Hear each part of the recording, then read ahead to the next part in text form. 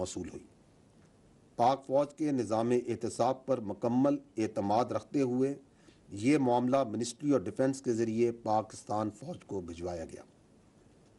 April 2024 میں پاک فوج کی طرف سے ایک اعلیٰ سطح کی کورٹ آف انکوائری کا حکم دیا گیا تاکہ اس کیس کی مکمل تحقیقات کی جا سکیں۔ ٹھوس شواہد پر مبنی تفصیلی انکوائری مکمل ہونے کے بعد 12 اگست 2024 کو پاکستان آرمی نے باضابطہ طور پر آگاہ کیا کہ متعلقہ ریٹائرڈ آفیسر نے پاکستان آرمی ایکٹ کی دفعات کی خلاف ورزیاں کی ہیں، اور یہ کہ متعلقہ ریٹائرڈ آفیسر کے حوالے سے ریٹائرمنٹ کے بعد پاکستان آرمی ایکٹ کی خلاف ورزی کے متعدد واقعات بھی سامنے آئے ہیں۔ ان بنیادوں پر فیلڈ جنرل کورٹ مارشل کی کارروائی کا آغاز کیا جا چکا ہے۔ خواتین و حضرات، یہ سمجھنا انتہائی ضروری ہے کہ پاکستان آرمی ایک قومی فوج ہے اور اس کا کوئی سیاسی ایجنڈا نہیں ہے، نہ ہی یہ کسی سیاسی جماعت کی مخالف ہے اور نہ ہی طرفدار۔ فوج کا ہر حکومت کے ساتھ پیشہ وارانہ اور سرکاری تعلق ہوتا ہے، جس کو آئین اور قانون کے قواعد و ضوابط میں مناسب طور پر بیان کیا گیا ہے۔ یہ بات جاننا اہم ہے کہ اگر فوج میں کوئی شخص اپنے ذاتی مفادات کے حصول کے لیے کام کرتا ہے یا اپنے ذاتی فائدے کے لیے کسی ایک مخصوص سیاسی ایجنڈے کو پروان چڑھاتا ہے تو پاک فوج کا خود احتسابی کا نظام حرکت میں آ جاتا ہے۔ ثبوت و شواہد کی روشنی میں ذمہ داروں کو ان کے اعمال کا جواب دہ ہونا پڑتا ہے۔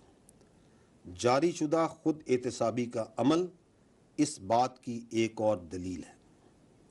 خواتین و حضرات، پاک فوج میں واضح اتفاق رائے ہے کہ فوج کو بحیثیت ایک قومی اور ریاستی ادارے کے طور پر کسی بھی مخصوص سیاسی مفاد کی تکمیل کے حصول کے طور پر استعمال سے محفوظ رکھا جائے گا۔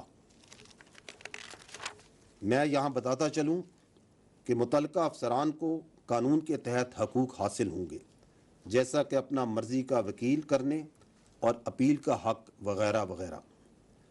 لیفٹیننٹ جنرل ریٹائرڈ فیض حمید کیس اس بات کا منہ بولتا ثبوت ہے کہ پاک فوج ذاتی اور سیاسی مفادات کے لیے کی گئی خلاف ورزیوں کو کس قدر سنجیدگی سے لیتی ہے اور بلا تفریق قانون کے مطابق فوری کارروائی کرتی ہے۔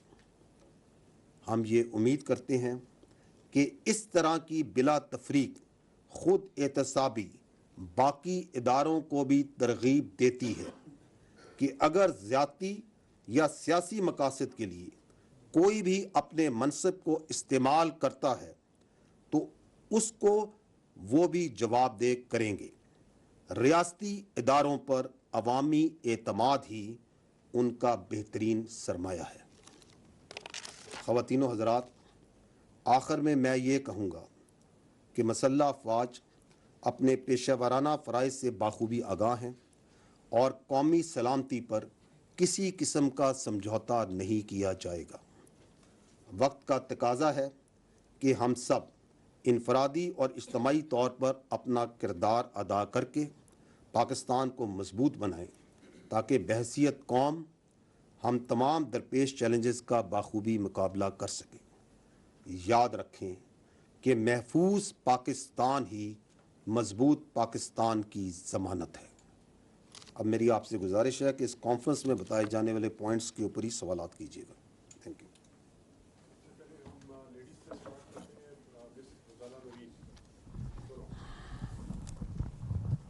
سر غزالہ نورین سنو نیوز سے. سر آپ ہر پریس کانفرنس میں ذکر کرتے ہیں اور ہم جانتے ہیں کہ افواج پاکستان کی بہت قربانیاں ہیں, شہداء ہیں, ان کے اہل خانہ ہیں, اور یقیناً ہم سب کے لیے بہت قابل احترام بھی ہیں. ابھی آپ نے ذکر کیا کہ روزانہ کی بنیاد پر 130 سے زائد آئی بی اوز ہو رہے ہیں. ایک بہت بڑا فگر ہے اور ہونا یہ چاہیے کہ اس کے بعد دہشت گردی کے واقعات میں کمی ہوتی, لیکن گراؤنڈ ریئلٹی اس کے برعکس نظر آ رہی ہے. ہم دیکھ رہے ہیں کہ دہشت گردی کے واقعات میں بھی اضافہ ہو رہا ہے روز بروز, اور ہم یہ بھی دیکھ رہے ہیں کہ شہداء کی تعداد میں بھی اضافہ ہو رہا ہے. تو کیا یہ آپریشنز مؤثر نہیں ہیں یا اس کی کیا وجہ ہو سکتی ہے؟ اگر اس حوالے سے آپ کچھ بتانا چاہیں. شکریہ. دیکھیں, یہ جو انسداد دہشت گردی کے خلاف جو پاکستان کی جنگ ہے, یہ ایک منظور شدہ اور ایک مربوط حکمت عملی کے تحت لڑی جا رہی ہے. مختلف سیاسی جماعتوں, سٹیک ہولڈرز اور تمام حکومتوں نے یہ جو حکمت عملی ہے اس کو مرتب کیا. یہ national action plan, revise national action plan, اور اب عزم استحکام کے نام سے ایک ڈاکومنٹڈ شکل میں بھی موجود ہے. اس کے اندر جو کائنیٹک ایکشنز ہیں, جو فوج پاکستان کے اور قانون نافذ کرنے والوں اداروں کے کام ہیں, وہ بھی ایک مربوط حکمت عملی کے تحت کیے جاتے ہیں. اور وہ اس کے 4 فیزز ہیں: clear, hold, build and transfer. تو آپ کا جو سوال ہے کہ یہ کیوں دہشت گردی بڑھ رہی ہے, تو we'll have to then understand that what is going on. تو یہ جو